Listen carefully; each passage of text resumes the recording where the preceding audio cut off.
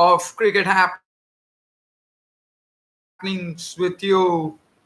And as I promised, I am back here to talk on the culmination of the Boxing Day test matches. But there was one real surprise that happened at Centurion Park. And that particular target of 376 was never ever successfully chased at the Centurion, a team which is absolutely and to say it has been a tremendous effort from South Africa, as South Africa went on to win the Boxing Day test match by 107 runs, and England definitely need a lot of digging to do here, as I would be looking at it wrong for England.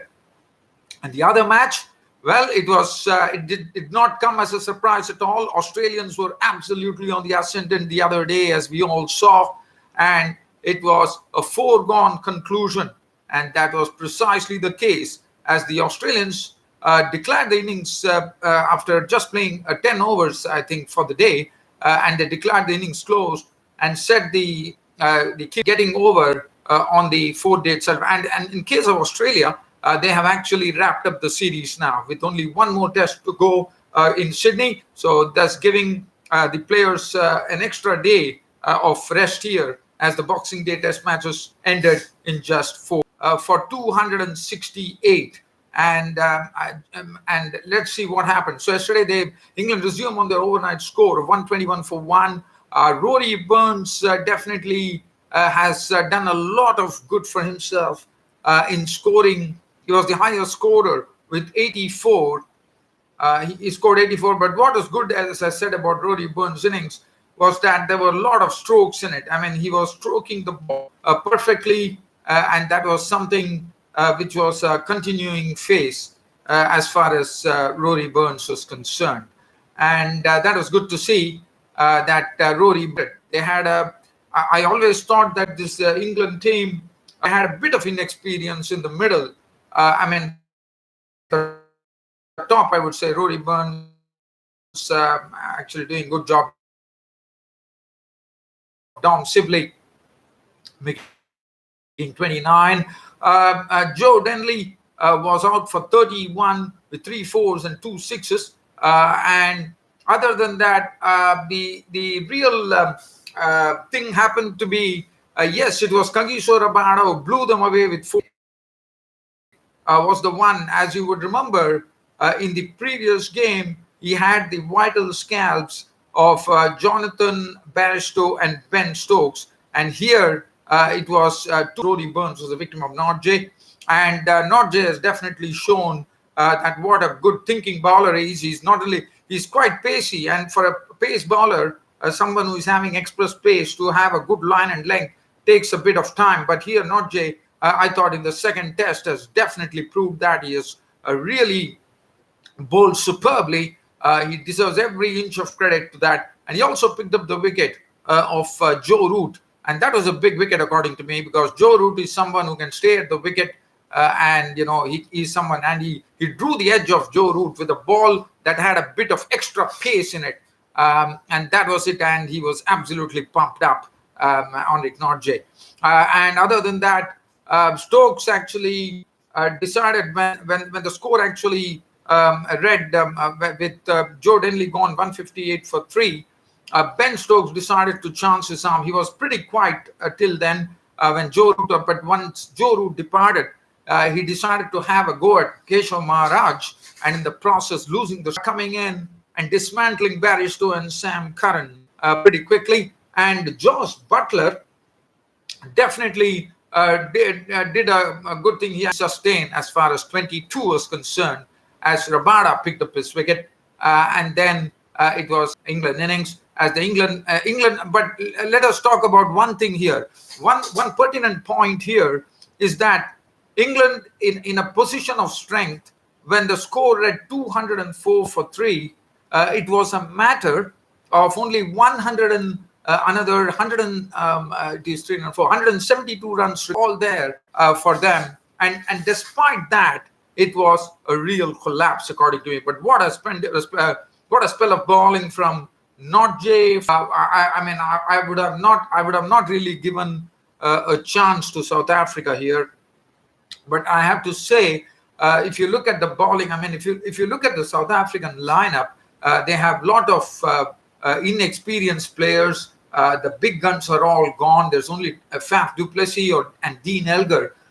So I think it's been a tremendous effort from South Africa, and this really shows that the team, a new coach, they have a new batting coach, they have a new bowling coach, and as you know, Bangladesh came to South Africa, and definitely they've all made it count. Jack Scalise, all the former players, Graham Smith at the helm, all made that count, and definitely full credit to them. And look at the bowling figures. Rabada, 4 for 103, 3 for 56 for Zonric Norje. It definitely has shown that he has some raw pace in him. Thought they would be very happy, and definitely it definitely shows that they are very, very quickly learning, and the rebuilding process has already started in the right match. Ended basically a foregone conclusion, because one knew it was all, the writing was on the board as far as Australia and New Zealand were concerned. Australia, with that massive lead that they had, they were always going. It was not. I mean, it was a very quick declaration. One probably thought that, I was under the impression that probably with 2 days to go, Tim Payne might probably get something in excess of 500 for the Kiwis to chase, but it was not to be. It was some 400 and it was 480 odd runs, which was chased by the Kiwis, actually. The Aussie captain, Wade, was not around 30 with one boundary. Travis Head was bowled by Wagner behind his legs, out for 28. And as far as the bowling was concerned, Wagner, as I said, he's a lion-hearted bowler, no doubt about it. And he's definitely one of the vital cogs now in New Zealand's scheme of things as far as pace bowling is concerned. 3 for 50 for him. New Zealand in the second innings, as I said, the target of 488 runs. If we're talking about the New Zealand innings, one innings that I would like to talk about is this bloke, Tim Blundell. Tim Blundell has never, ever opened in first-class cricket in New Zealand. And here he comes, opening for the first time. I have to say that as a host of this cricket show, Blundell made me eat my words, because you would remember in my preview, I definitely was a bit suspect about it, whether Blundell would be the right choice to go and open the innings for New Zealand, because I thought Blundell would open the innings. And what an innings he has played. Absolutely superb. I mean, it was really fun to watch this bloke play, and it definitely shows that Tim Blundell really belongs. He has scored his second Test century. He made 121 runs with 15 boundaries embedded into it. And Blundell, if you look at it, all the other batsmen, all the other Kiwi batsmen were actually struggling when with Cummins and Pattinson especially. But he was one player, Tom Blundell, who took the attack right to the rivals' camp against the pace bowlers, which was good to see. And it really shows that Tim Blundell is someone who really belongs to this New Zealand team. Talking about Blundell, what was good about him was he was very, very adept with his onside stroke play. And besides that, anything which was pitched short to him, he was very quick to actually dispatch it to the face for New Zealand. Even though they lost this match and the series by a huge margin, the Kiwis were bowled out for 240. But one thing which stood out, and Blundell just missed, I would say, one opportunity here. He was with the Trent Bolt, unfortunately absent, hurt, could not bat, as we all know, but Neil Wagner was there at the crease. If probably Bolt would have been playing, and one does not know, because the thing is that he was the number 10 player to be out. But at least Tom Blundell would have probably, if everything was good, if Bolt was playing, probably Blundell would have an opportunity to carry his bat. But what an innings from Blundell, 121, 15 boundaries, and Blundell is absolutely marvelous to watch. And other than that, the New Zealand batting did not found it very tough against the bowling of James Pattinson, the tall and very well-built fast bowler for Australia. The other one, Cummins, was right on the money. But Cummins, if you look at it, very interesting that Cummins was not amongst the wickets. He really bowled tight, but he was not amongst the wickets. Mitchell Stark, I mean, even though the Aussies won by a huge margin, it is very interesting. It makes interesting reading to see Mitchell Stark had none for 59, Cummins had none for 47, and James Pattinson had 3 wickets for 35. He was the one who really opened up started opening up the cracks in the Kiwi lineup there. 3 for 35. Nathan Lyon, tremendous bowling from Nathan Lyon, 4 for 81.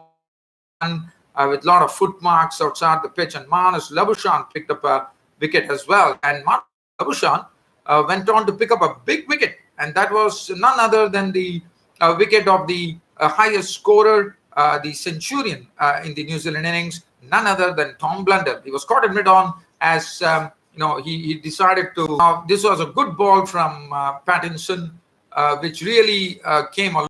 Probably it was the height because the ball kept low, and it was a decision for the umpire.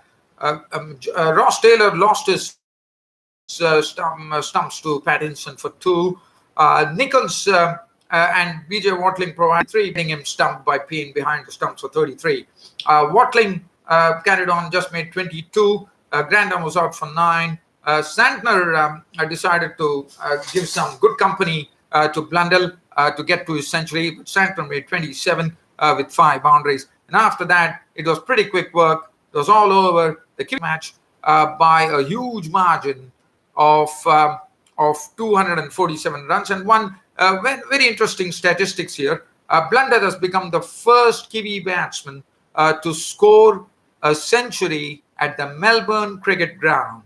And definitely hats off to him. And Travis said with his century, it's all done and dusted. Just on a very, very short note, like I said, the other day we saw Vernon Philander was going to retire, but the news is something different. He's going to go to the coal pack. As you know, a lot of South African players have been lost to coal pack. And here one more goes. One on news that we have is that Peter Siddle, the Australian pace bowler, had decided to hang his boots in international. A pleasure bringing you this cricket show. Hope you all liked it. With more to come probably next week. We will once again meet. As you know, the old year 2019 is about to end. It has been. I would see whether I would be in a position to get time to do a brief recap of 2019 as far as international cricket is concerned. But that is only time permitting. I can't give you any commitment right now. But what a game! What a book! Definitely springing a surprise on the Englishman by taking a 1-0 lead in the series. Well, dear fans, subscribers, a pleasure bringing you this cricket show, Cricket Happenings, and hope to see you all on my next broadcast. Until then, it's good night from your host, Ram.